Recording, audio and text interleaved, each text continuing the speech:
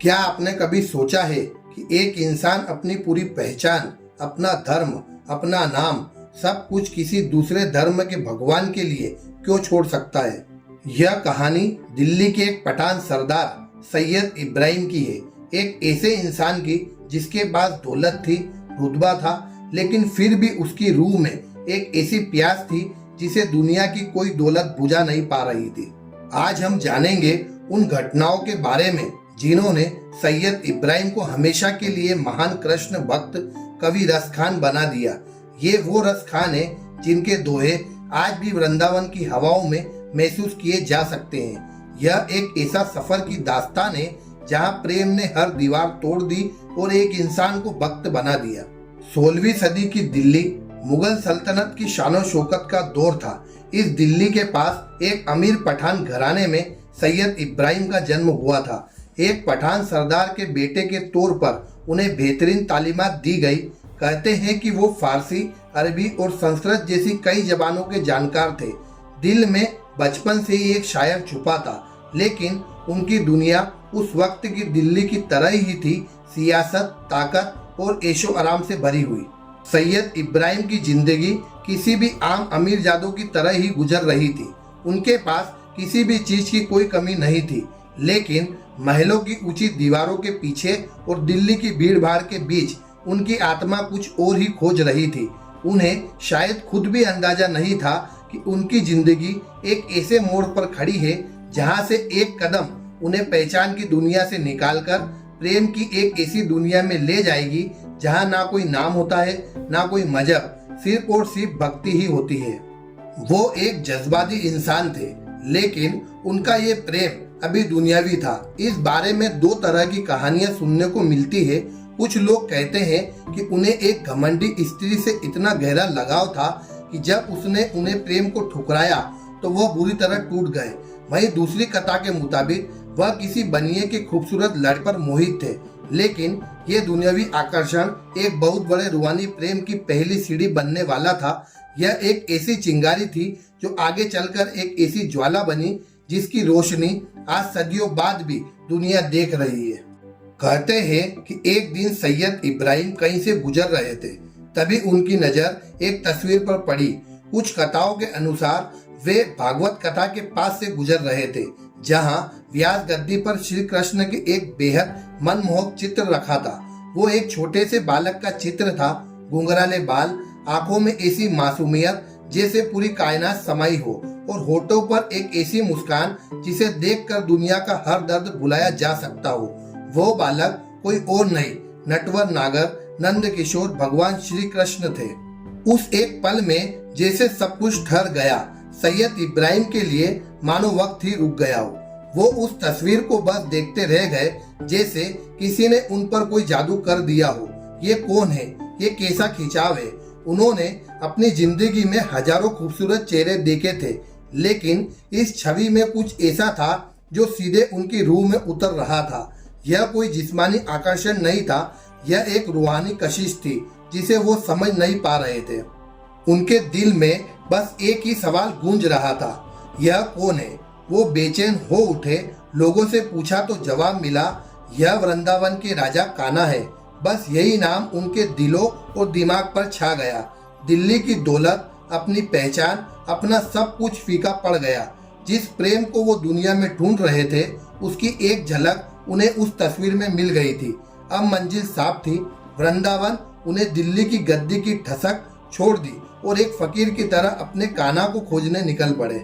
सैयद इब्राहिम दिल्ली की शानो शौकत को छोड़कर धूल भरी राहों में चलते हुए ब्रजभूमि पहुंचे। हवा में गूंजती राधे राधे कानों में शहद घोल रहा था। हर तरफ कान्हा की लीलाओं की कहानियां थी। उन्हें लगा वो अपनी मंजिल पर आ गए, लेकिन सबसे बड़ी परीक्षा तो अभी बाकी थी। वो सीधे कोरोदन पर्वत पर बने श्रीनाथ जी के मंदिर पहुंचे, उसी कान्हा के दर्शन करने जिसने उनकी रातों की नींद और दिन के चैन को छीन लिया था। लेकिन जैसे ही उन्होंने मंदिर में घुसना चाहा, द्वारपालों ने उन्हें रोक दिया। तुम अंदर नहीं जा सकते। इब्राहिम ने पूछा, क्यों?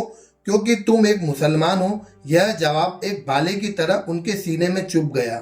यह कैसा इंसाफ था? जिस भगवान ने उन्हें बुलाया, उसी के घर के दरवाजे पर उन पर बंद कर दिए गए।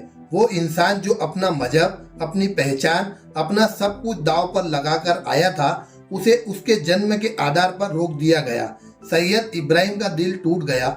वो मंदिर के बाहर ही बैठ गए। 1 दिन, 2 दिन, 3 दिन भूखे प्यासे वो बस एक ही रट लगाए बैठे रहे, कहना मुझे दर्शन दो। यह उनके यकीन की सबसे बड़ी और सबसे कठिन परीक्षा थी। समाज ने उन्हें ठुकरा दिया था, धर्म के ठेकेदारों ने उन्हें बाहर कर दिया था। अब उम्मीद थी तो बस उस कान्हा से जिसके लिए वो यहाँ आए थे। कहते हैं कि वो पद गाते रहे, रोते रहे और इंतजार करते रहे। उन्हें विश्वास था कि उनका कान्हा पत्थर की मूरत में कैद नहीं है, वो अपने भक्त का दर्द जरूर समझेगा। कथाओं में आता है कि जब भक्त की पीड़ा अपनी इंतहा पर पहुंची तो भगवान भी चुप रह ना सके। कहा जाता है कि भगवान श्रीनाथ जी ने खुद सैयद इब्राहिम को दर्शन दिए।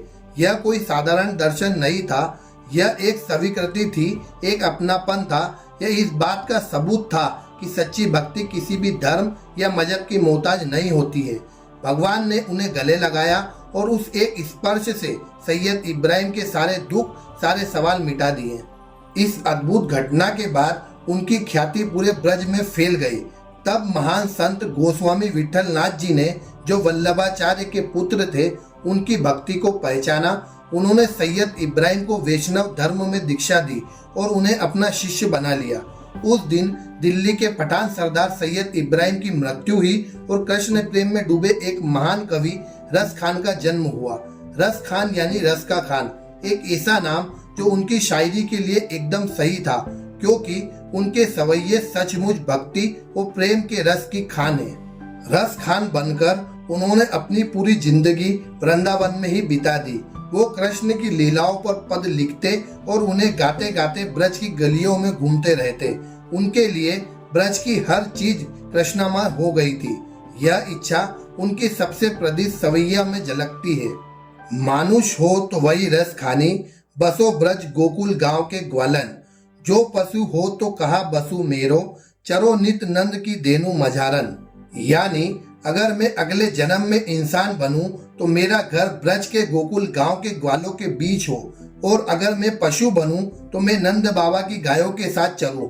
वह कहते थे कि अगर मैं पत्थर भी बनूं तो उसी गोवर्धन पर्वत का जिसे कृष्ण ने अपनी उंगलियों पर उठाया था।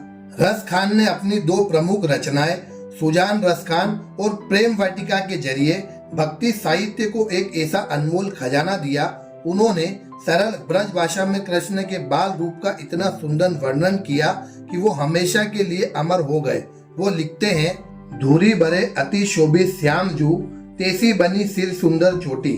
खेलत खात फिरे अंगना, पग पेजनिया कटी पीरी कछोटी। इसका मतलब है धूल से सने हुए श्याम सुंदर लग रहे हैं और वैसे ही सुंदर चोटी उनके सिर पर है।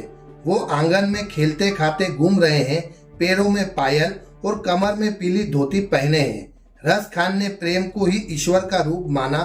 उन्होंने लिखा, प्रेम हरि का रूप है, त्यो हरि प्रेम स्वरूप। यानी प्रेम ही हरि का रूप है और हरि ही प्रेम का स्वरूप है।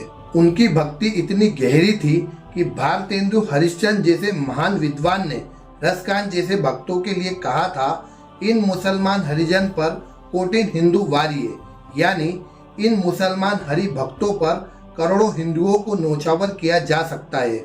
रसखान की यह कहानी हमें सिखाती है कि सच्ची भक्ति और प्रेम किसी भी धर्म या पहचान के मोहताज नहीं है। अगर आप भी मानते हैं कि प्रेम ही सबसे बड़ा धर्म है तो कमेंट में जय श्री कृष्णा लिखकर इस संदेश को औरों तक पहुंचाइए और ऐसे ही अद्भुत कहानियों के लिए हमारे चैनल को सब्सक्राइब करना ना भूले। लगभग 1628 ईस्वी के आसपास कृष्ण का ये दीवाना वृंदावन की मिट्टी में हमेशा के लिए मिल गया।